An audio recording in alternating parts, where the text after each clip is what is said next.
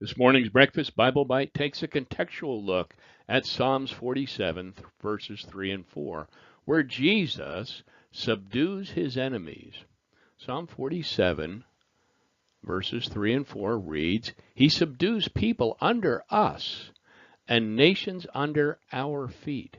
He chooses our inheritance for us, the glory of Jacob whom he loves. Selah." Remember, that's a musical rest. We are told in Daniel 9:25. Now listen and understand.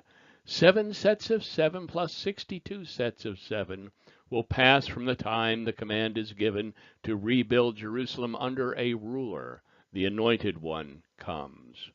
Jerusalem will be rebuilt with streets and strong defenses despite the perilous times.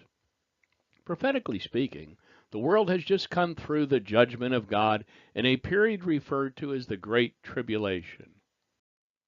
The nations of the world are in total disarray. The powers and false religions that once dominated the common man are gone, and in its vacuum, anarchy reared its ugly head.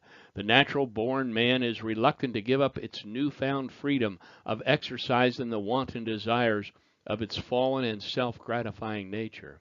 Therefore Christ must subdue these remaining rebels.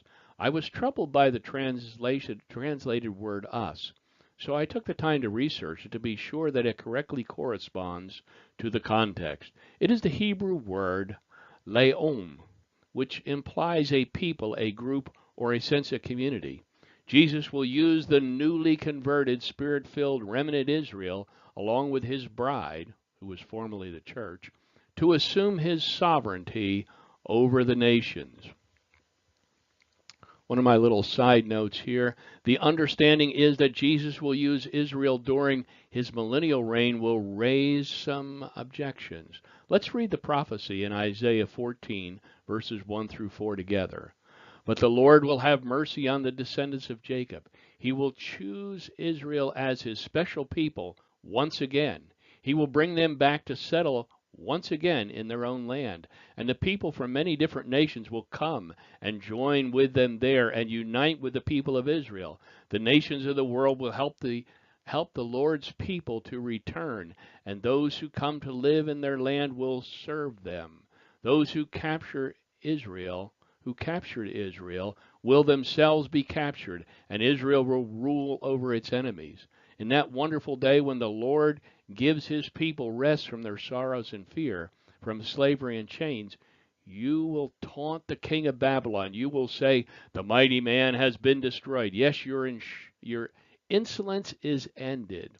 Those who will attempt to write Israel off and out of God's book must wrongly choose to ignore the phrase, 'the glory of Jacob whom he loves.'"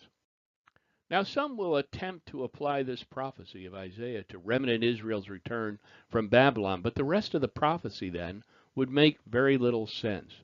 When did Israel rule over its enemies, or the restored enemies' nations ever serve them? The title King of Babylon would refer allegorically to Satan and his emissaries. We read of its application in Revelation 17, verse 5. "A mysterious name was written on their forehead, Babylon the Great, mother of all prostitutes and obscenities of the world." And in Revelation 18:2, he gave a mighty shout, "Babylon is fallen, that great city is fallen. She has become a home for demons. She is a hideout for every foul spirit, a hideout for every foul vulture and every foul and dreadful animal." Friends, please don't fall into the trap of replacement theology. God is not done with remnant Israel. Spirit filled, she will play an important role in the millennial kingdom along with the church. The question really is, will you and I be there?